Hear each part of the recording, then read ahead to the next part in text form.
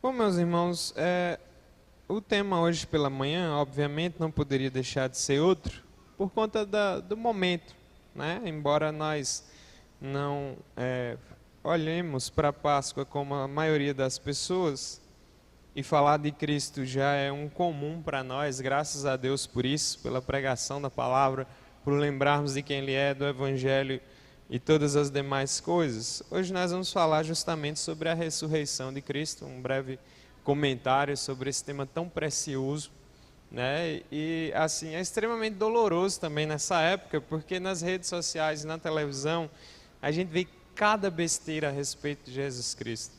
A gente vê as pessoas falando coisas assim absurdas acerca de Cristo, e a questão é que se você não crê que Ele é o Filho de Deus mesmo, poderoso, sobrenatural, que ressuscitou, você não é um cristão de verdade, né? Nosso país ele tem uma influência cultural muito forte do cristianismo, mas infelizmente nós temos poucos convertidos.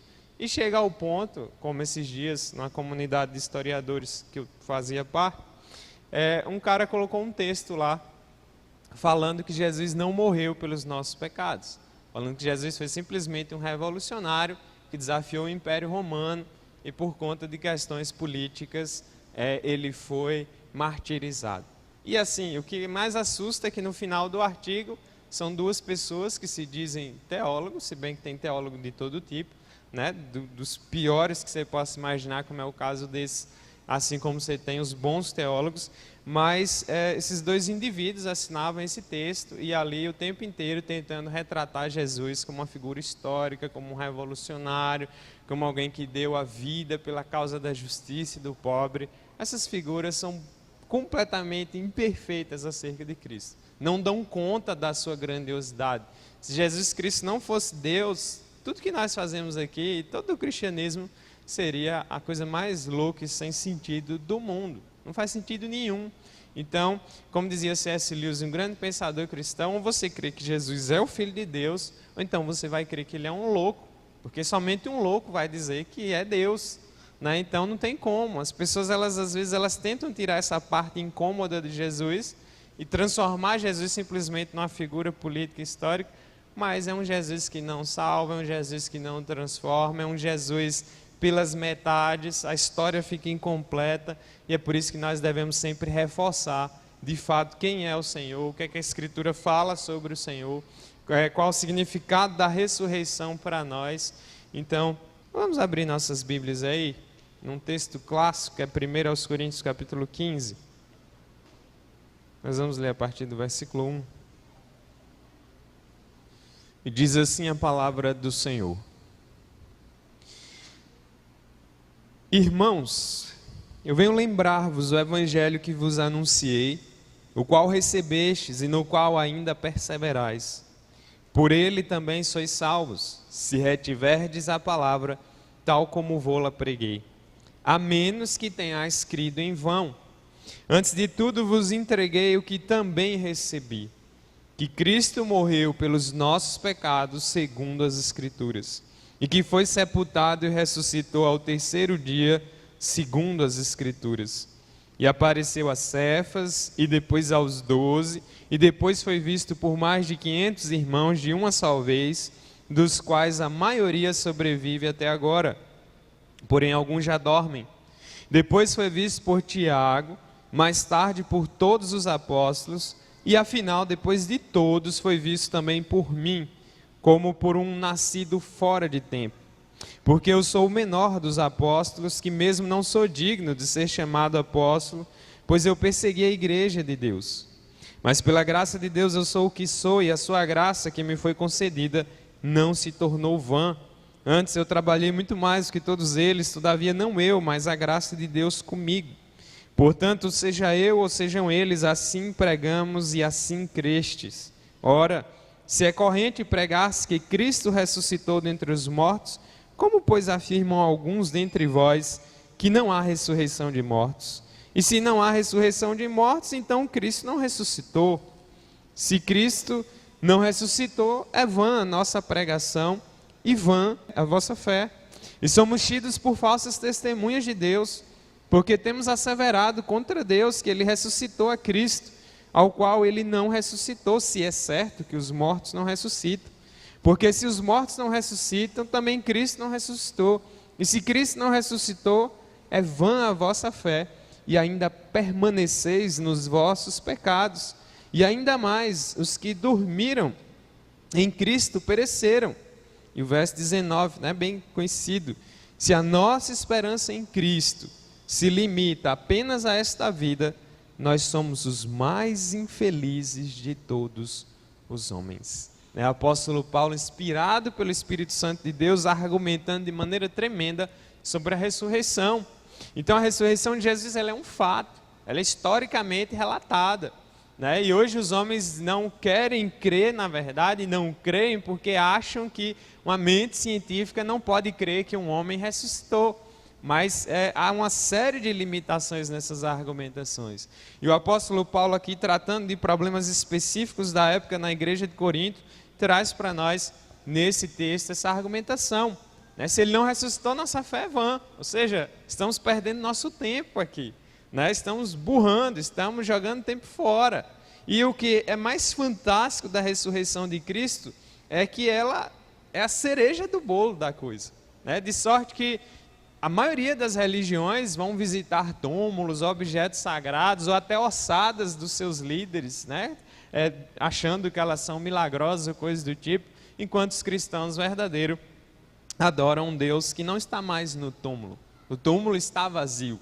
Hoje não se sabe onde de fato era o túmulo de Jesus, aquela peregrinação que você vê na televisão ali, embora seja nas mesmas localidades, mas o local exato não se sabe. E também não interessa saber, porque o X da questão está justamente no fato de que Cristo ressuscitou. A história da humanidade é o homem tentando buscar felicidade em algumas coisas, em pessoas, e fracassando o tempo todo. Toda a esperança que o homem coloca fora de Deus, ela morre, e ela é morta, e ela não dá conta de sustentar, ela não dá conta de trazer esperança, ela não dá conta de trazer vida, ela não muda, né? E é por isso que os homens, no século 21, na época que vivemos, andam tão cabisbaixos, andam tão entristecidos, andam tão desanimados, sem buscar verdade nenhuma, porque depositaram suas confianças naquilo que não é Deus, naquilo que não traz esperança, naquilo que não pode mudar nada. E a nossa esperança está em Cristo, a nossa esperança está no fato de Ele ter ressuscitado, a nossa esperança está no fato de que a palavra de Deus se cumpriu, e tem se cumprido de maneira cabal. E é justamente aí que modifica tudo. E o apóstolo Paulo vai argumentando, lembrando que ele pregou o que recebeu, né? Ele não estava louco, não foi só uma pessoa que viu Cristo ressurreto, foi mais de 500 pessoas que testemunharam isso.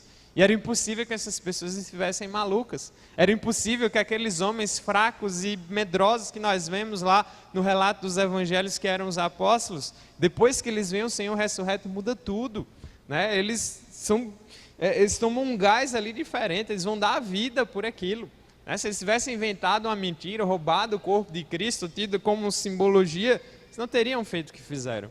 O cristianismo não teria sido o que foi, abalou o Império Romano, abalou a história do mundo.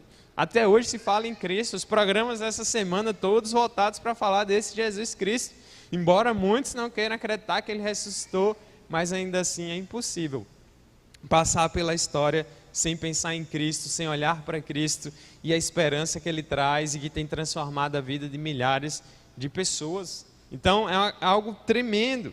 E aí eu trouxe um trecho aqui de um documento da igreja muito importante do século XVI, que era o Catecismo de Heidelberg, na pergunta 45. Os catecismos eles eram em formas de perguntas e respostas. E aí tem lá uma pergunta: que importância tem para nós a ressurreição de Cristo? Qual a importância disso para nós? E aí ele responde: primeiro, pela ressurreição, Ele venceu a morte, para que nós pudéssemos participar da justiça que Ele conquistou por sua morte, né? Os versos 16 e 18 aí que a gente leu, Paulo diz, né? Se os mortos não ressuscitam, então Cristo também não ressuscitou. Se Cristo não ressuscitou, é vã a vossa fé, e ainda vocês estão nos vossos pecados.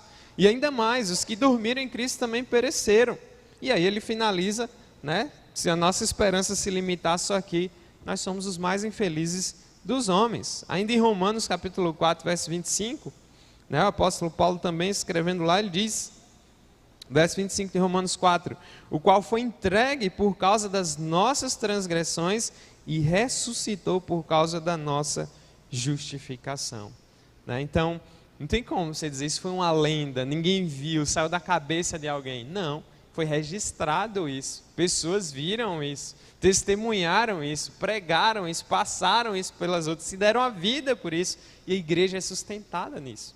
Então, ele venceu a morte, e a nossa vitória está também na vitória dele, a nossa ressurreição também está ancorada na ressurreição dele.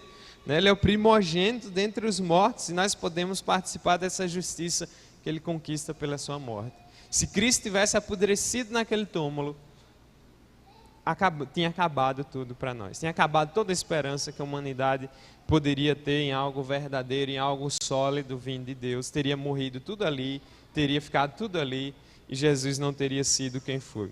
Segunda coisa, porque a ressurreição é importante para nós, porque nós também, por seu poder, nós somos ressuscitados para uma nova vida. Né? Ainda em Romanos, aí, capítulo 6, verso 4, ele diz, fomos, pois, sepultados com ele na morte pelo batismo, para que como Cristo foi ressuscitado dentre os mortos, pela glória do Pai, assim também andemos nós em novidade de vida. Né? Ainda em Efésios capítulo 2, vá um pouco mais na frente aí, Efésios 2, a partir do verso 4,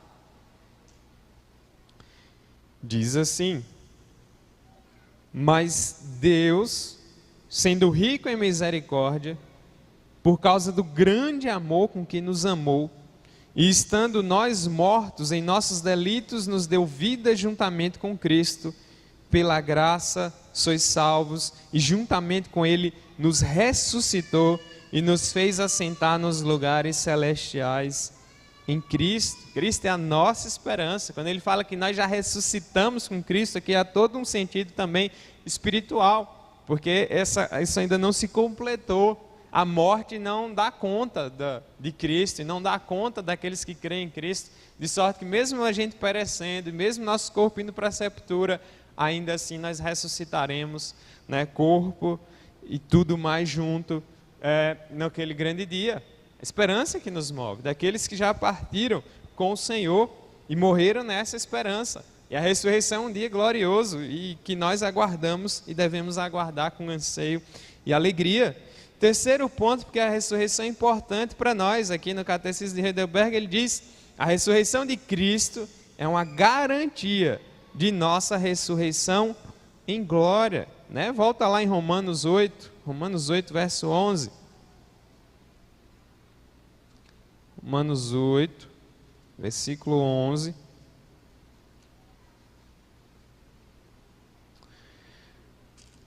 Diz assim, se habita em vós o Espírito daquele que ressuscitou a Jesus dentre os mortos, esse mesmo que ressuscitou a Cristo Jesus dentre os mortos, vivificará também o vosso corpo mortal por meio do seu Espírito que em vós habita. Vamos reencontrar nossos irmãos queridos que já partiram daqui e seremos ressuscitados também. Nosso corpo foi criado por Deus, né? De sorte que vamos ter corpos transformados, ser tudo novo. Nós não pecaremos mais, nós não vamos mais ter essa tendência miserável em nós do velho homem. Seremos completamente transformados, a criação será completamente transformada, renovada no Senhor, e é um dia glorioso. Então, mesmo aqueles que já morreram vão ter seus corpos de volta, e os corpos serão transformados, e assim como Jesus, né, nós seremos com corpos especiais, vivendo para o Senhor de maneira perfeita, plena, sem luta, sem choro, sem dor, sem tristeza, sem perseguição, sem morte, sem saudade, estaremos com o Senhor. A esperança que nunca morre é Cristo. Né? Alguns dizem, a esperança é a última que morre, mas Cristo é a esperança que nunca morre. Por isso que nós devemos depositar toda a nossa confiança no Senhor. E eu ainda quero terminar lendo o relato clássico aqui no final do Evangelho de Mateus.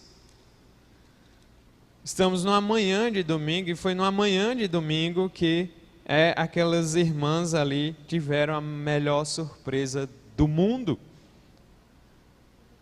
E aí então capítulo 28, e obviamente os demais evangelistas também registram com as suas variações aí essa mesma passagem, e ali tem Mateus 28:1 diz: no findar do sábado, ao entrar o primeiro dia da semana, Maria Madalena e a outra Maria foram ver o sepulcro, e eis que houve um grande terremoto, porque um anjo do Senhor desceu do céu, chegou-se, removeu a pedra e assentou-se sobre ela.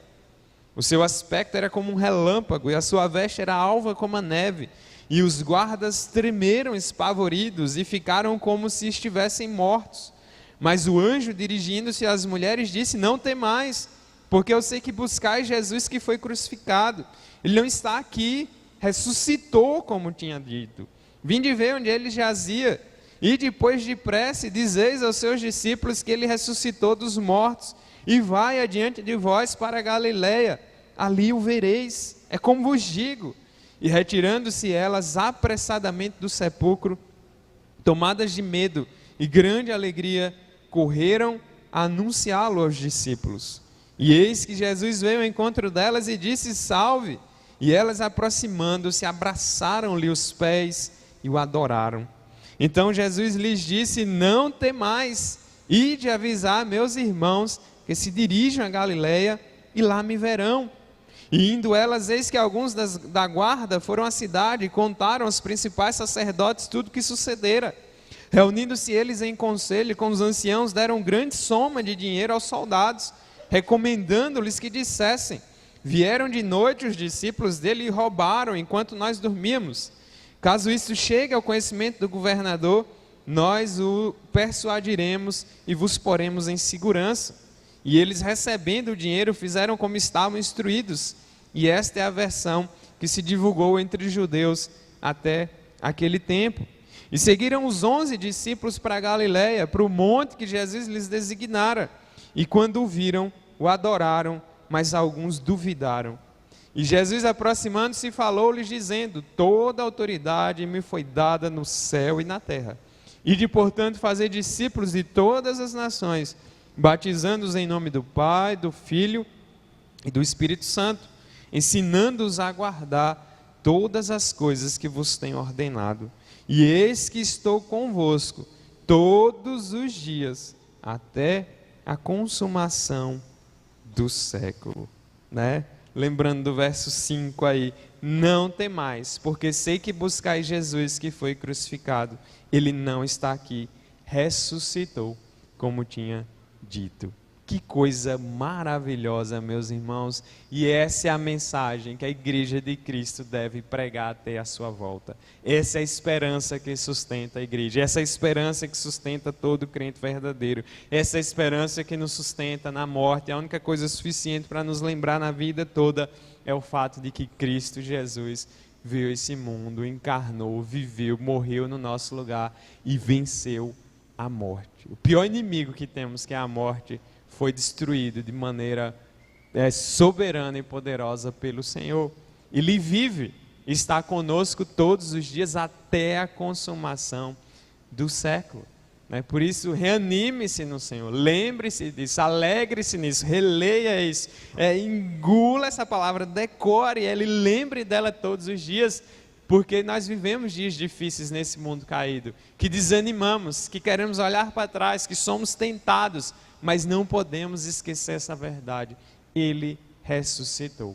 Vivemos por causa da vida que Ele nos deu, ressuscitaremos porque Ele ressuscitou e venceu a morte, e essa esperança há de nos guiar e nos sustentar, e um dia estaremos face a face com o nosso Senhor na glória eterna. Que Deus, meus irmãos, nos abençoe e aplique a sua palavra e essas verdades nos nossos corações.